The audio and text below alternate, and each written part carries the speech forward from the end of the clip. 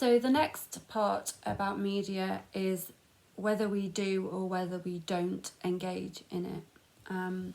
This is a decision-making process that usually comes from us at a senior management level, but it doesn't necessarily need to.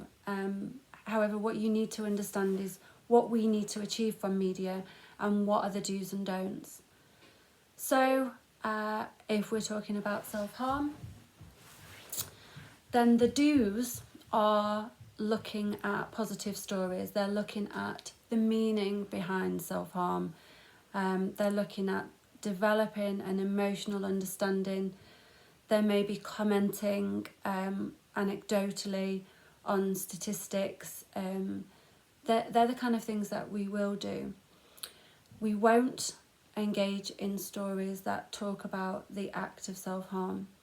We won't talk about people's injuries, scars, the physicality of their self-harm.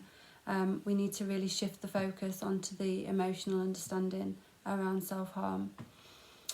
I would urge you to all make sure that you have read the Samaritans media guidance on reporting around self-harm and suicide.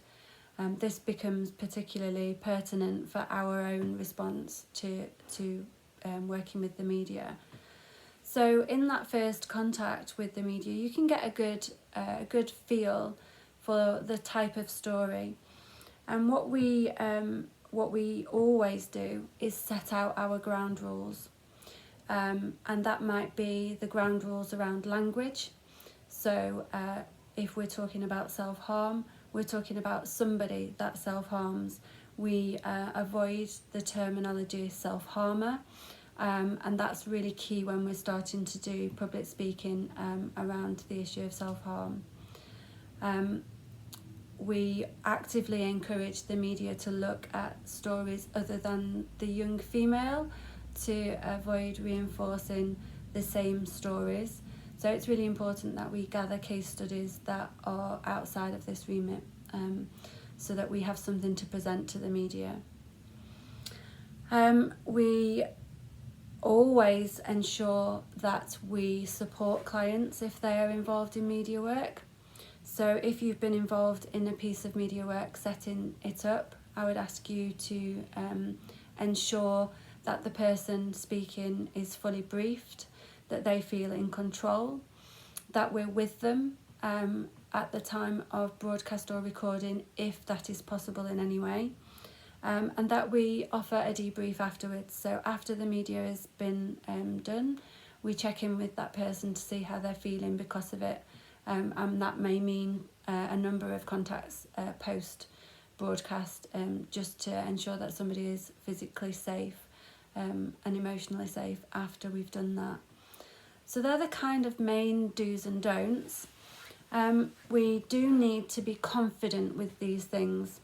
So even if you don't feel it, we need to act confident, we need to be in control. So the biggest thing I've learned over the years is that the media will say one thing and do another. You need to be in a position to enact the agreement if you've had an agreement with a particular form of the media.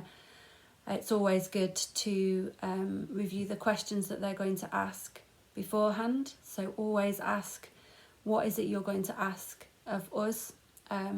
And what is it you're going to ask of the client, and see the questions first.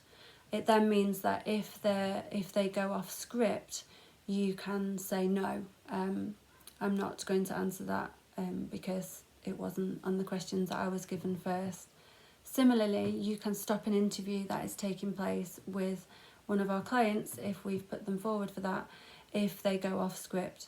And there have been a number of occasions where that has had to happen, where the reporter has started to ask questions that are a little bit inappropriate, and it's important that we have the confidence to say that's not something that we should be looking at in this interview and bringing it back to the current focus.